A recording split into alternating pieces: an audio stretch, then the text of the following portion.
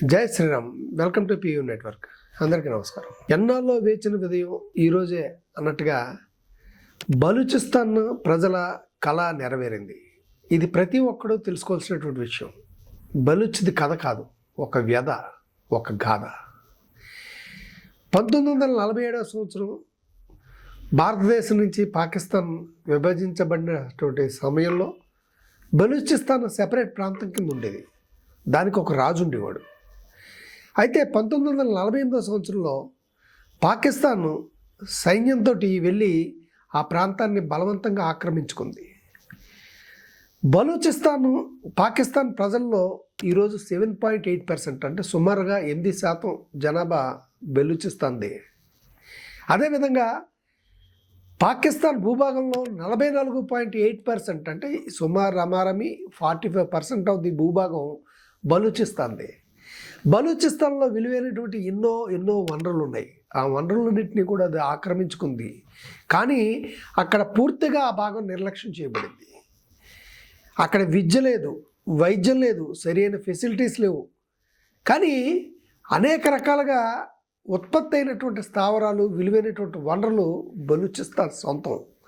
దాన్ని పాకిస్తాన్ ఉపయోగించుకుని ఎప్పుడైతే పూర్తిగా నిర్లక్ష్యం చేయబడిందో ఆ రోజు నుంచి బలూచ్ ప్రజల మనసులో పాకిస్తాన్ పట్ల ద్వేషం అంతకంతకు పెరిగిపోయి మాకు స్వతంత్రం కావాలి అనేటువంటి భావన సుమారు 75 సంవత్సరాలుగా బలూచిస్తాన్ ప్రజలు పోరాడుతున్నారు.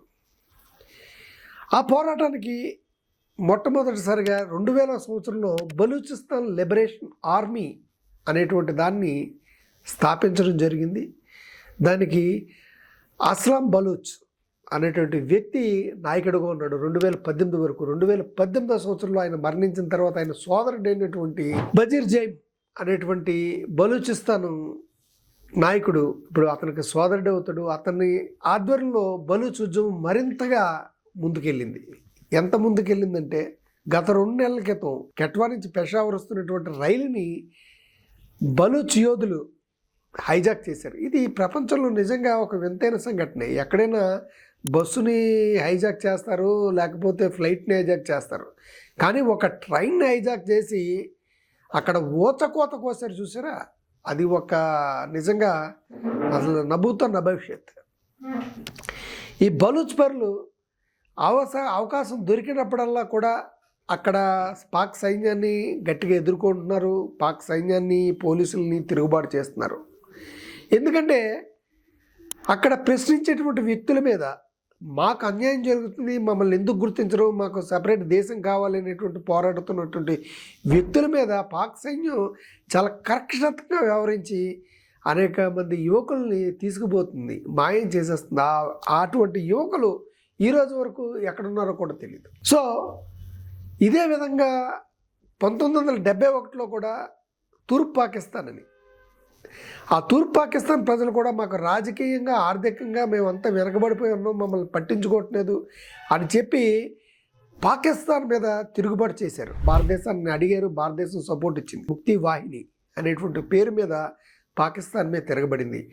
భారత సైన్యం ఎప్పుడైతే ఇది ఇచ్చి యుద్ధ రంగంలో పాకిస్తాన్ని తుక్కు కింద కొట్టిందో అప్పటి అమీర్ అనేటువంటి పాకిస్తాన్ ఆర్మీ జనరల్ 93,000 మంది సైన్యంతో భారత సైన్యం ముక్తి వాహిని ముందు లొంగిపోయాడు. లొంగిపోవడంతో తూర్పు పాకిస్తాన్కి స్వతంత్రం పొందింది. అదే ఇప్పుడు నేటి బంగ్లాదేశ్. సో ఆ రకంగా మాకు భారతదేశం సహకరించకపోతుందా, మేము ఎప్పటికైనా మేము స్వతంత్రం ప్రకటించుకోకుండా ఉంటామా అని చెప్పి బలూచిస్తాన్ పౌరులు కూడా ఆశగా ఎదురు చూస్తున్నారు. లేదా మమ్మల్ని మేము బలూచిస్తాన్ పాకిస్తాన్లో ఉన్నాం, భారతదేశంలో కలిసిపోతామని కూడా వాళ్ళు ఎన్నోసార్లు డిమాండ్ చేయడం మనందరికీ తెలిసినటువంటి విషయం. కానీ ఇటువంటి అవకాశం ఎప్పుడైతే పహల్గామ్ ఘటన తర్వాత భారతదేశం ఉగ్ర స్థావరాలని 2 రోజుల క్రితం తుక్కే చేసిందో, పాకిస్తాన్ పెద్దాడి కింద మన ఇంచుమించు 7 నగరాల మీద సుమారుగా దాడి చేసింది. జమ్మూ కాశ్మీర్, జైసల్మేర్, అలాగే పఠాన్కోట్ ఎయిర్పోర్ట్ల మీద, స్థావరాల మీద దాడి చేసి మరింత కవ్వింపు చర్యలకి రెచ్చగొట్టే విధంగా చేసింది. దాంతో భారతదేశం ఒక్కసారిగా అనేక నగరాల మీద, పాకిస్తాన్లో ఉండేటువంటి ప్రధాన నగరాలన్నింటినీ కూడా తుక్కు కింద కరాచీ పోర్ట్లో మొత్తం ఇంచుమించు 8 షిప్పుల మీద దాడి చేయడం జరిగింది. అదేవిధంగా ఇస్లామాబాద్, లాహోర్ డిఫెన్స్ వ్యవస్థలన్నింటినీ కూడా నిర్వీర్యం చేసింది. ఇటువంటి అవకాశం బలూచిస్తాన్ పౌరులకి ఒక వరంలాగా లభించింది. వెంటనే బలూచిస్తాన్ పౌరులు కూడా రంగంలో దిగి పాకిస్తాన్ సైన్యాన్ని కొట్టారు. కొట్టడంతో పాకిస్తాన్ సైన్యం ఆ ప్రాంతాలు వదిలేసి కెట్వా నగరాన్ని కూడా వదిలేసి ఎక్కడికక్కడ తలో దిక్కుగా పారిపోయారు. బలూచిస్తాన్ నుంచి వచ్చేటువంటి మోటార్ దాడులు అవనండి, కాల్పులు అవనండి, తరిమి కొట్టడం అవనండి, ప్రాణభయంతో పరుగులెత్తారు. దీంతో కెట్వా నగరాన్ని ఈరోజు బలూచిస్తాన్ ఆక్రమించుకుంది. అన్ని ప్రభుత్వ కార్యాలయాల్ని ఆక్రమించుకుని బలూచిస్తాన్ స్వాతంత్రాన్ని ప్రకటించుకుంది ఈ రోజున. ఇది ఒక పెద్ద కోసమెరుపు. సో ఎందుకంటే చెరపక చెడేవు. ఎప్పుడైతే ఉగ్రవాదంతో లేకపోతే ఇంకో రకంగా దుష్ట సంకల్పాలతోటి ఏ రకంగా అయితే చేస్తుందో ఈరోజు ఆ రకంగా తూర్పు పాకిస్తాన్ ఆ రకంగా విడిపోయింది, బంగ్లాదేశ్ అయిపోయింది. ఇటు బలూచిస్తాన్ ఏమిటంటే స్వతంత్ర దేశం కింద ప్రకటించుకుంది. రేపు ఖైబర్ పఖ్తూన్ఖ్వా కూడా ఇదే బాటలో చేసుకుని గిల్గిట్ పాకిస్తాన్ కింద విడిపోయినట్టయితే పాకిస్తాన్ 3 ముక్కలుగా అవుతుంది. పీఓకే ఎలాగా మన వాసం అవుతుంది. లాహోర్ మీద కూడా గతంలో లాహోర్ మీద జెండా పాతిన మనం, కానీ అక్కడ వాళ్ళు ఐక్యరాజ్య సమితి దగ్గరికి వెళ్ళి కింద మీద పడ్డంతో లాహోర్ని వదిలేసాం. చేసిన పెద్ద తప్పు చరిత్రలో లాహోర్ నగరాన్ని మనం చేజెక్కించుకుని వదిలేయడం అనేది పెద్ద తప్పు.